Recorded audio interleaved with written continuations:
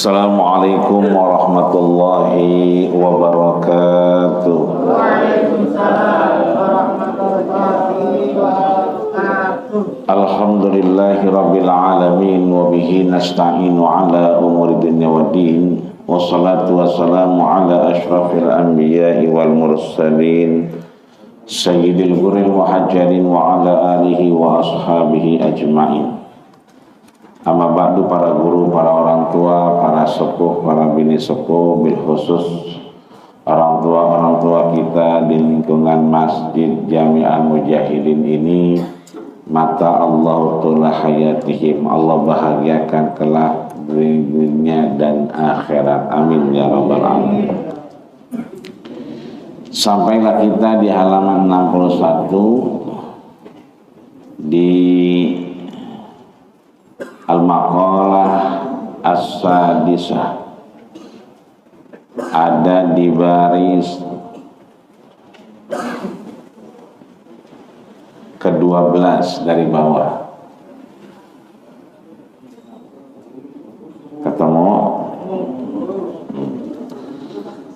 Alhamdulillah, Allah izinkan kita bersua di pagi yang penuh mulia.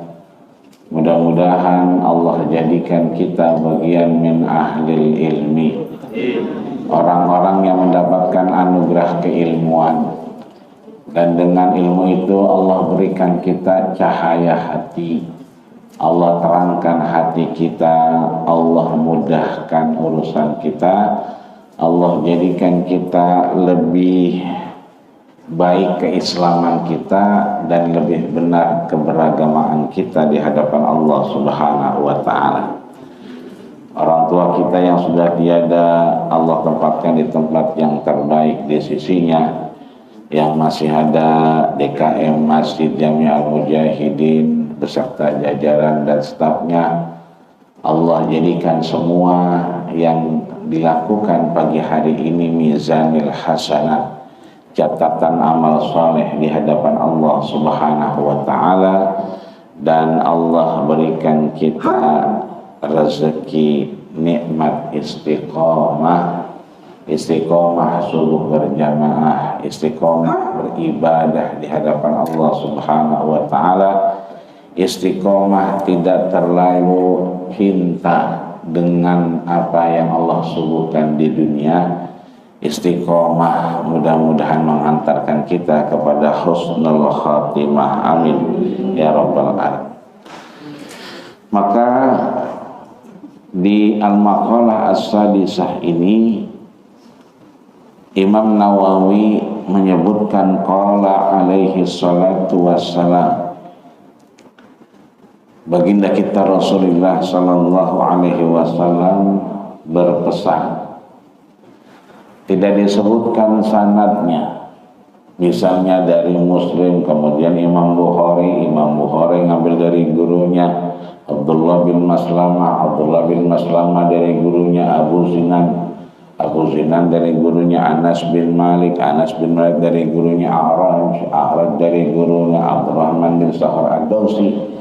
Tidak disebutkan karena memang Imam Nawawi dari awal menyebutkan fahadihil ahadithis sahihah, ini hadis memang sudah sahih, maka tidak diperlukan bagi kita yang membacanya sanad keilmuan, maka langsung disambungkan kepada baginda kita Rasulullah sallallahu alaihi wasallam. Apa yang disampaikan Rasul? Asyaratun min hadhil ummah, ada 10 terkait umat Nabi kita Muhammad sallallahu alaihi wasallam, termasuk kita. Maka Imam Nawawi menyebutkan al-ummah al-Muhammadiyah, bukan berarti Muhammadiyah ormas ya, tapi memang menyipati dari apa yang diajarkan Rasul, bahwa ketika Nabi kita Muhammad membawa risalah, maka risalah yang dibawa adalah risalatun Muhammadiyatun, risalah yang melekat di dalamnya baginda kita Rasulullah sallallahu alaihi wasallam. Jadi nggak usah kecil hati yang NU, hanya Muhammadiyah begitu katanya.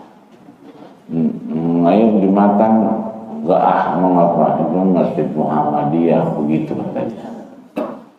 Ayo mampir situ, enggak itu Masjid NU, ya itu Masjid Persis, ya itu mau Masjid Ono Waton segala macam. Urusan habis kita sholat subuh dipelin ya biarin, emang wayanya ngepel. Bagian jangan pakai dipikirin bekas gue dipel-pelin, emang gue najis begitu kata dia. Emang belum mandi, ya kan? Kecuali udah mandi kali kan begitu. Maka tidak membawa kepada ormas tertentu, tapi ini menyipati apa yang dibawa oleh baginda kita Rasulullah Sallallahu Alaihi Wasallam. Kata Nabi bahwa 10 umat ini yang terkait dengan umat beliau, hum kufarun billah, mereka ini kufar. Kita mendengar banyak selisih pendapat terkait kafir. Kafir berarti satir. Satir berarti tertutup. Ya, apa tertutupnya? Ya, himmahnya, kemauannya, hidayahnya. Dia hidup bersama dengan Rasul, bersosial dengan Rasul, tapi tidak mengimani baginda kita Rasulullah Sallallahu Alaihi Wasallam. Maka syarat ketiga dia dianggap sebagai sahabat Nabi, mata alal Islam, wafat dalam beriman berislam di hadapan Allah Subhanahu wa Ta'ala. Hum kufarun billahil azim, mereka ini mengingkari, tertutup keimanannya kepada Allah Subhanahu wa Ta'ala yang Maha Agung. Wa yazununa annahum mu'minun, tapi mereka merasa dirinya beriman. Kalau orang yang berimannya satu mukmin, kalau dua berarti mukminani, kalau banyak kayak Masjid Jami Al-Mujahidin ini berarti mukminun. Orang ini dia beriman, dia mengetahui Islam, iman dan ihsan, tapi di lain sisi Imam Nawawi menyebutkan yazunnuna, ya, mereka mengira masih Islam, masih iman, akan tetapi mereka sebetulnya kufarun, tidak lagi beriman. Contoh kecil, kita sering membedakan orang ateis dengan tidak ateis. Siapa itu yang ateis? Tidak beriman kepada Allah, tidak meyakini adanya Allah. Tapi ketika kita meyakini adanya Allah, beriman dengan Allah, tapi subuhnya kagak sholat, johornya lewat, asarnya bablas, berarti kita ateis juga.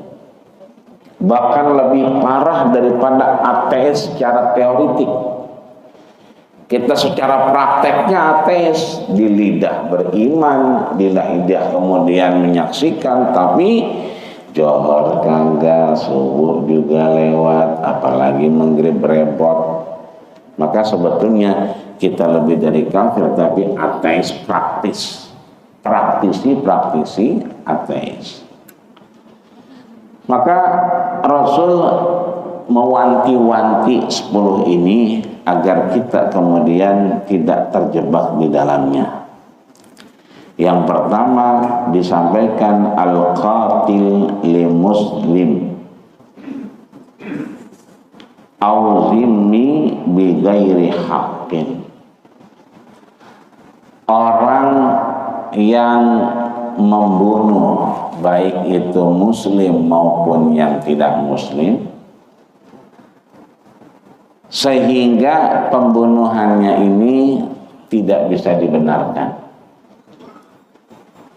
Kalau bahasa fikihnya al-qatlu ya bi'amdin, pembunuhan didasari kesengajaan.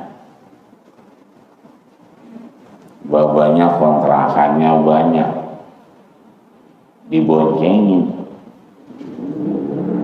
Begitu diboncengin belokan ada truk, dia bukan ngindarin truk, tapi itu motor diturukin ke truk. Biar apa? Biar buru-buru warisannya jatuh ke dia. Ini berarti namanya qatlu amdin, membunuh secara sengaja.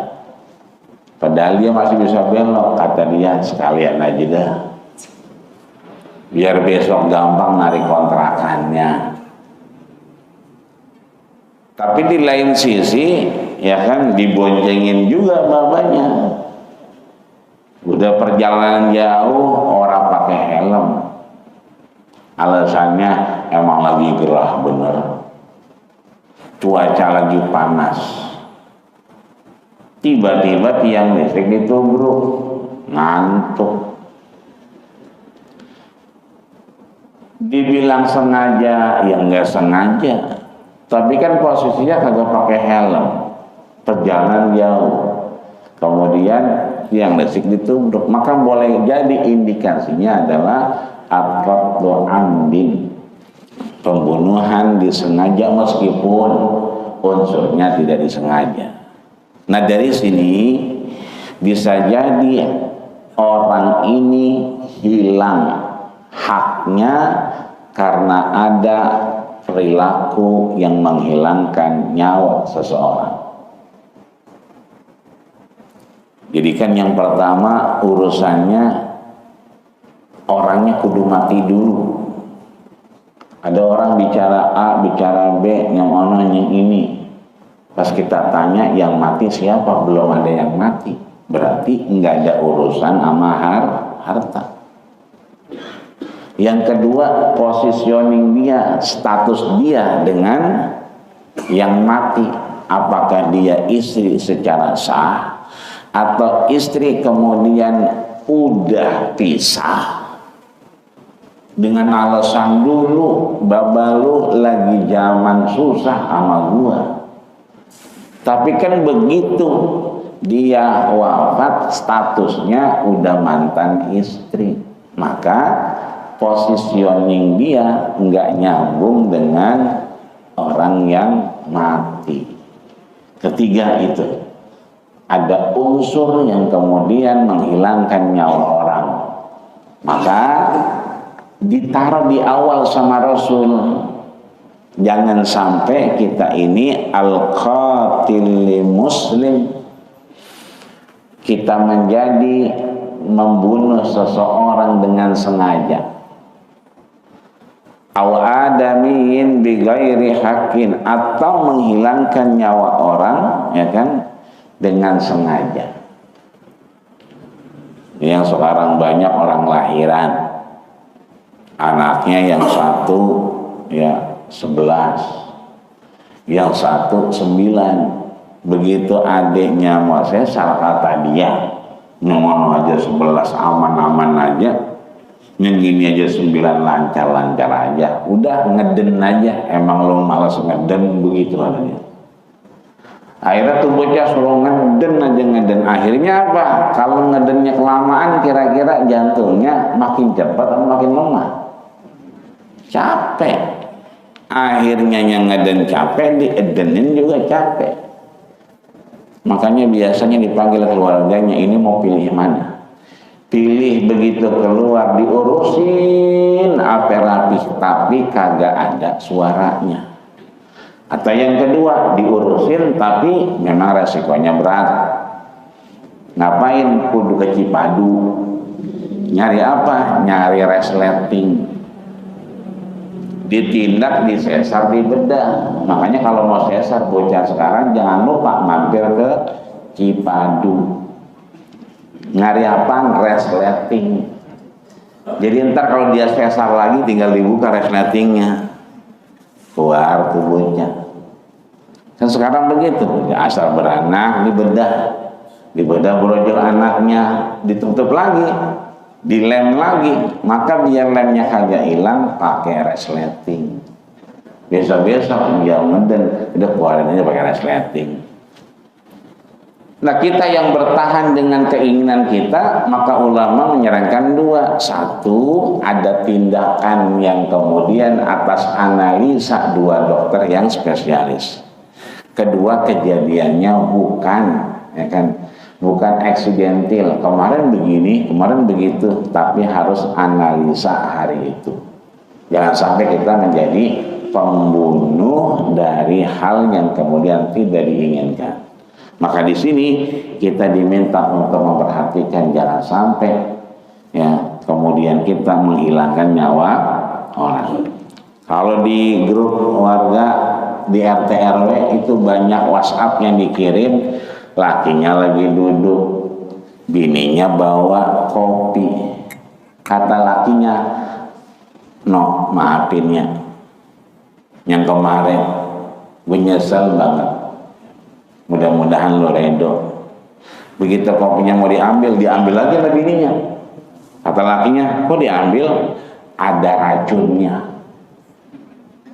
Begitu di WA begitu, ini RT yang ngirim nih, ya kan, kata bininya ada racunnya. Ya, berarti itu lakinya kalau minum mati, ada racunnya. Begitu lakinya minta maaf, diganti kopinya. Ini berarti kalau diminum itu namanya menghilangkan nyawa dengan sengaja. Udah tahu di sono longsor, di sono banjir, dia nanya, "Bang, sono banjir enggak?" Lu lihat aja sendiri. Wah, dua orang keberada air di sono. Ya, bilang aja nggak bisa masuk, Bang. Bahaya dah.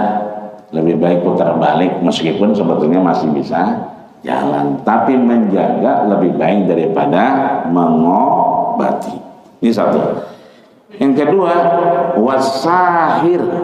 Nah, apa itu sahir? Kahin. Apa itu kahin? Orang yang kemudian mendekati praktek-praktek perdukunan. Maka man ata kahinan, siapa orang yang datang kepada dukun, falatuqbal salatuhu, Allah tidak terima salatnya sampai kapan? 40 tahun. Sahir wal kahin. Maka Nabi ketika orang-orang memperhatikan, wah ini mah sahir, sama aja sama penyihir. Kalau bukan penyihir, coba ini kuunan, suruh ngomong. Maka atas izin Allah itu kuunan ya diizinkan bicara dengan orang-orang yang meminta dia bicara. Maka didirikan masjid namanya Masjid Syajarah. Masjidnya sampai sekarang masih ada di bawah flyover Pasar Seng. Jadi kalau ke Pasar Seng yang dulu udah hancur, itu di bawahnya ketika mau ke Ma'la, ke makamnya istri Rasul Khadijah Sayyidatuna radhiyallahu anha, itu ada di sebelah kanan, namanya Masjid Syajarah. Maka kita jangan sahir. Mana yang paling kelihatan? Kalau sahir itu kahin biasanya kalau minum atau makan ya didoain biasanya cuek. Beda sama kita, fayanfukhu fihi ruh. Kita baca Fatihah, kita baca Ali Imran, kita baca Yasin malam Jumat. Habis baca diapain? Tiup juga, tapi niupnya dihahain. Kalau begitu diminum, habis begitu ya, habis dihahain baru diminum. Kalau yang mana cuek baru diminum. Alhamdulillah. Yang ketiga, waddayus alladzi la yugharu ala ahlihi. Dayus dan dayus alladzi la yu'aru ala ahli, mereka yang tidak memelihara menjaga keluarganya. Itu mau mana? Ono tukang bubur kudu kan pakai, udah keburu lewat tukang buburnya. Apa kayak tarik, taplak meja kayak ordeng kayak pakai itu. Kenapa? Satu aja kelihatan repot urusannya. Kenapa? Lakinya ngizinin. Orang ngetok. Siapa itu? Paket. Udah main buka aja. Lakinya di situ mestinya. Ngapain? Tukang paket. Kudungan pakai. Nggak keburu pergi ya kan? Ya udah tuh topo pakai. Topo yang nyenyek di bawah tuh. Artinya bahwa orang yang membiarkan la yu'aru, tidak menjaga keluarganya, itu adalah dayus. Maka ditanya Nabi, ma huwa dayus ya Rasulullah? Apa itu yang namanya dayus? Nabi menyatakan qala alladzi la yukirrusu ala ahlihi. Dayus itu orang yang membiarkan kejelekan terjadi, keburukan terjadi ala ahlihi, sedangkan itu adalah keluarganya. Anak udah perawan, ada yang ngebel, ya main buka aja. Jangan dibuka dulu, Neng. Tutupin dulu itu, ya kan? Aurat lu, kadang-kadang pakai dasar keluar baik. Lah kan itu tukang paket celam-celam. Belum sempat ngomong, dia nggak bisa ngomong, nelen ludah aja. Ya. Ngaku bang puasa ya, kagak po. Ya, orang yang keluar pakai daster doang kan. Mestinya tutupin dulu pakai apa? Kayak jas hujan kayak kalau ada mah. Kayak jas hujan kalau harus susah dandannya. Apa baik ditutupin agar apa? Lalladzi la yukirsu ala ahlihi. Agar kita tidak termasuk yang membiarkan kejelekan. Itu kejelekan. Hal yang mendatangkan kesia-siaan ala ahlihi terhadap keluarganya. Ya. Itu yang ketiga. Maka disebutkan oleh Imam Nawawi hurmahu minaz zaujah wal bait wal ukha, bahwa diharamkan, tidak diperkenankan istrinya, anak perempuannya itu melakukan interaksi dengan orang luar. Amannya kalau laki kagak ada, jangan dibukain pintu. Biar kata RT. Kan sekarang mah ada nomor WA baik. RT tadi ke rumah ya. Maaf, orang kita kagak ada orang laki. Ya, mau apa? Mau nganterin bantuan pemerintah. Ya udah balik lagi teh. Balik lagi loh gitu. Mau ngapain lagi sampah lo nada teh? Ya, aja biar 2 bulan lagi gitu kan. Nah, ini artinya bahwa tidak hilang hajat seseorang, tapi menjaga az-zaujah wal ukh, istri dan anak, harkat dan martabatnya. Maka Nabi menegaskan inna minal ibrah ma yuhibbullahu minha wa may yadghidullah. Ada yang membuat Allah itu marah, ada yang Allah itu dibuat senang, adalah dengan menjaga istri dan anak perempuan. Selanjutnya di paling tengah baris ketiga dari bawah, wa mani'uz zakah, orang-orang yang melarang untuk membayar zakat. Lu mau gak usah bayar zakat, emang apa? Ya, orang miskin bayar zakat kan? Karena lu dapat kupon dari RT ya, ngambil zakat, ngapain bayar zakat ya.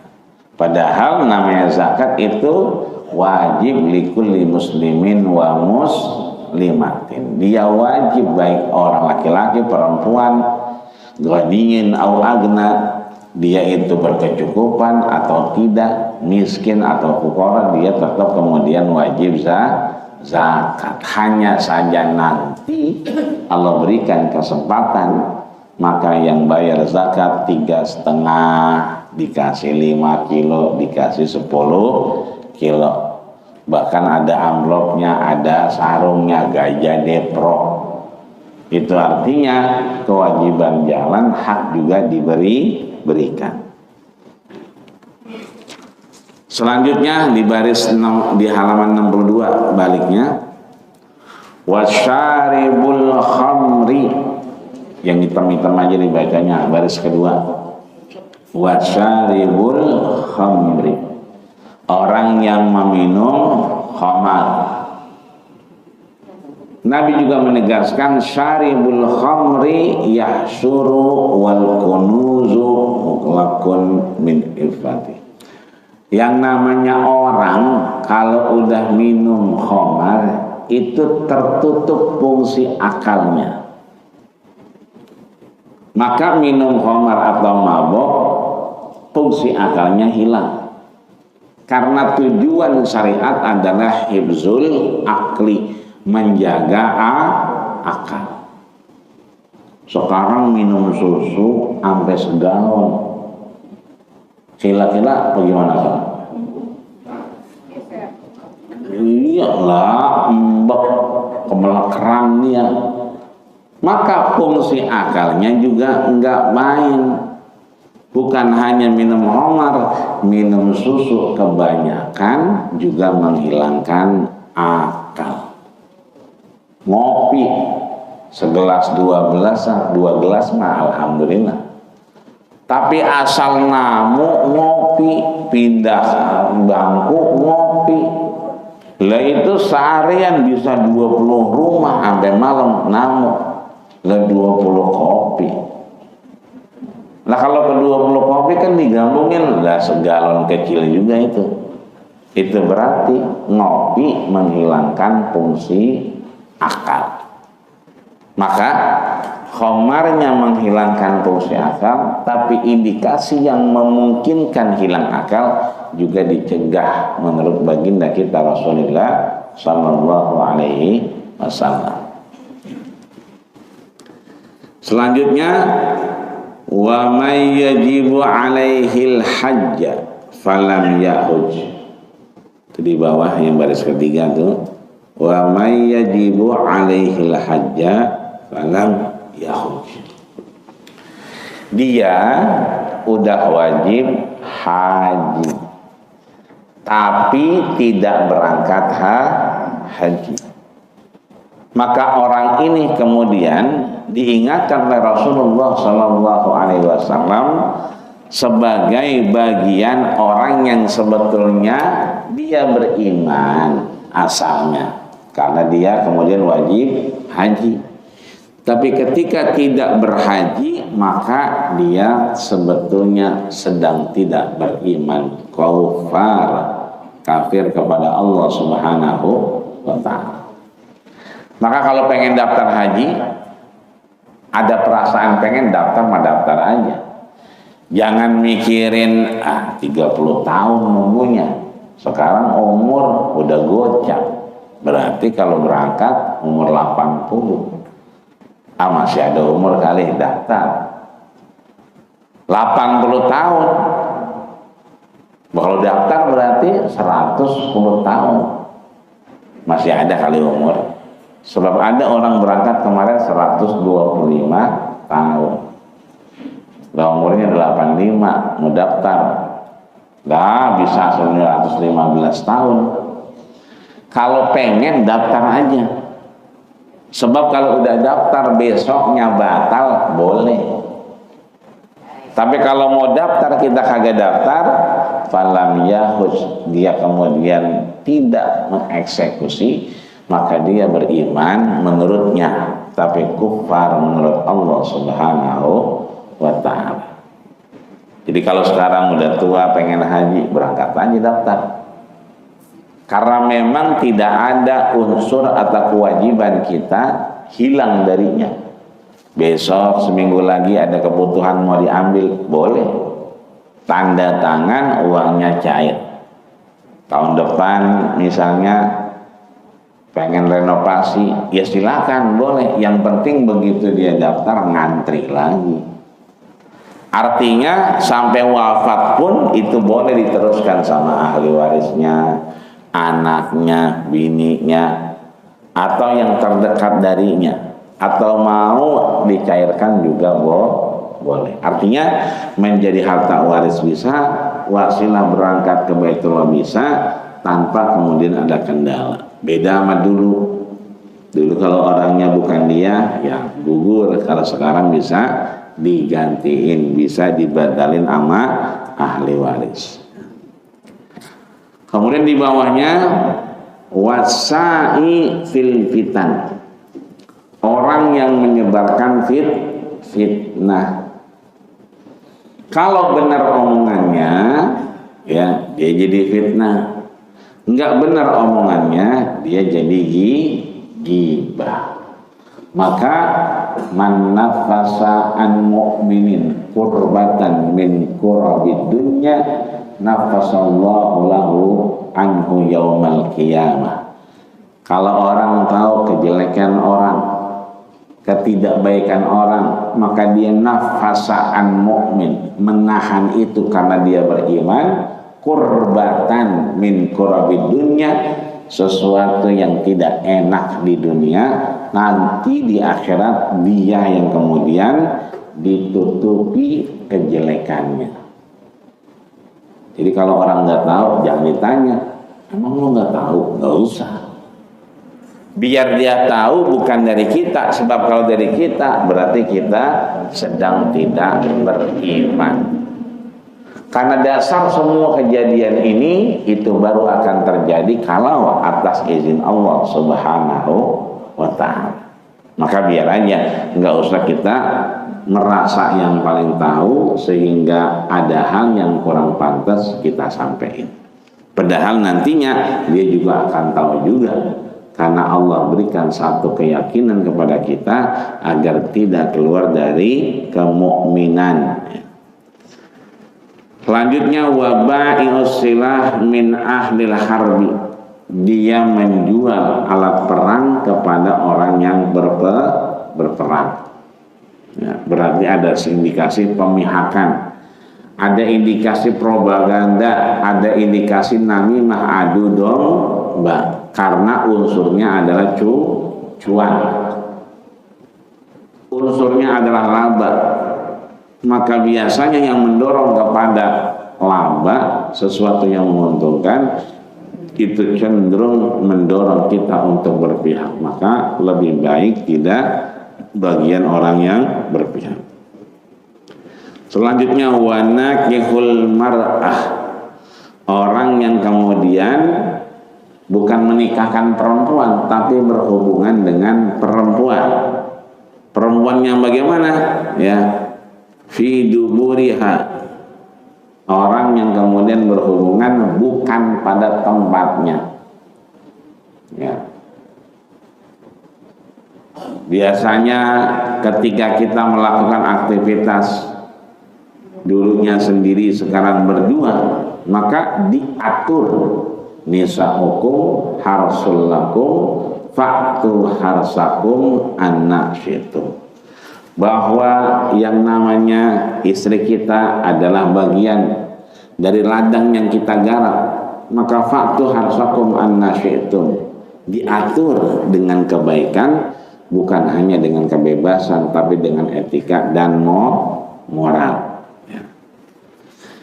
Yang terakhir, perempuan nakiha dzata rahmin mahramin, perempuan yang menikahi dzata rahimin mahramin, orang yang mahram. Ya, apa itu mahram? Saudara, wanita yang dilarang untuk dinikahi. Kata RT, malam minggu sih dua-duaan aja, bukan muhrim. Bener apa salah kira-kira itu? Kata RT, malam minggu sih dua-duaan aja, bukan muhrim, nggak boleh. Bener nggak itu? Gimana Pak? Bener nggak Pak? Bener nggak Bu? Apa yang digantung? Kalau suami istri boleh katanya. Kalau bukan suami istri, perlu kita pahami kata dasarnya. Itu kan kelihatan tulisannya. Apa tulisannya? Mim ada fathahnya, ya kan, ro ada fathahnya. Berarti dibacanya mahram atau muhrim? Mahram, bukan muhrim. Apa bedanya mahram sama muhrim? Kalau mahram itu harama yahrum, mahramun, sesuatu unsur orang yang tidak boleh. Berarti kalau kata RT bukan muhrim. Salah apa benar? Salah. Mau dia laki bini kek, mau dia bukan laki bini kek. Kalau dia dibilang sama RT bukan muhrim, maka salah yang benar bukan mahram. Sebab kalau bukan muhrim itu ahrama yahrumu, muhriman. Apa itu? Orang pakai pakaian ihram. Itu yang mau tawaf, yang mau Ka'bah 7 kali. Kalau model kayak kita begini pakai baju bebas bukan pakai ihram, kagak boleh masuk. Harus yang pakai ihram. Kata itu askarnya ya, muhrim ya, harus muhrim. Apa itu muhrim? Berihram. Berarti kalau kata RT malam minggu dua-duaan aja nih bukan muhrim, tapi bukan laki bini, muda-mudi juga bukan saudara. Benar nggak berarti itu? Kata RT benar nggak? Benar, bukan muhrim, nggak pakai pakaian ihram. Mestinya kalau mau dua-duaan pakai pakaian ihram. Kalau kata RT, besok kalau mau pacaran pakai ihram baru. Ya 2 lembar baru pakai pacaran, nongkrong di playoper. Itu baru boleh. Ya, bukan muhrim lo. Pulang dulu pakai pakaian ihram. Balik lagi ke playoper, ketemu RT lagi. Bukan muhrim lo. Lah ini udah muhrim teh. Lah mau ini udah pakai pakaian ihram. Berarti udah muhrim. Muhrim itu berarti labisul umrah, orang yang pakai pakaian ihram. Kalau mahram orang yang sedara. Ya, berarti bukan muhrim tapi mahram. Tapi juga RT itu bener omongannya. Dua-duaan karena dia bukan muhrim, nggak pakai pakaian ihram. Besok RT sediain pakaian ihram. Jadi kalau ada dua-duaan pakai dulu nih. Biar ngapa? Biar muhrim. Biar pakai pakaian ihram. Nah, sebetulnya bukan itu maksudnya, bukan sedaraan. Bukan sedara nggak boleh. Berarti itu mahram. Wa nakihu dzata rahimin mahramin. Seseorang menikahkan perempuan yang mahram, data mahramin, dia termasuk mahram, maka sedara enggak boleh. Ada filmnya itu kan, udah mau nikah ya secara syariat benar, ketemunya benar, ya kan diundang semua.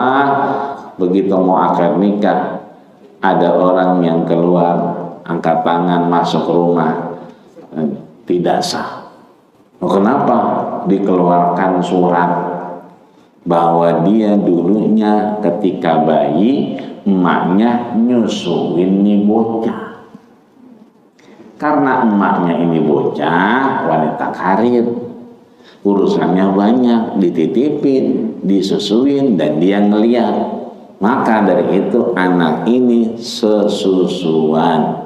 Kalau sesusuan berarti dia mahram, maka pernikahan ini harus dibatalkan. Yang nangis, yang ini nangis, tapi begitulah hukum Allah Subhanahu wa ta'ala.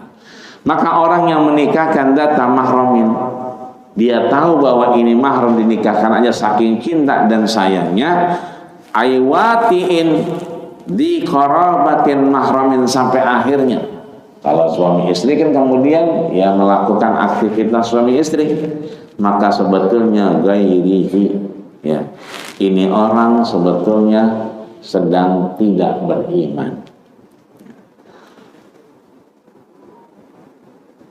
Maka yang terakhir yang paling penting, wa in alima aizanna hadhil af'al halalan kufran. Dia sebetulnya halal, boleh, tapi kalau kita mengetahui zonna, kita tahu, maka dia mengarah kepada kekufuran. Maka harus dicegah. Maka kalimat ini diterjemahkan oleh apa yang disampaikan oleh Imam Bukhari. Imam Bukhari punya kitab namanya Sahih Bukhari.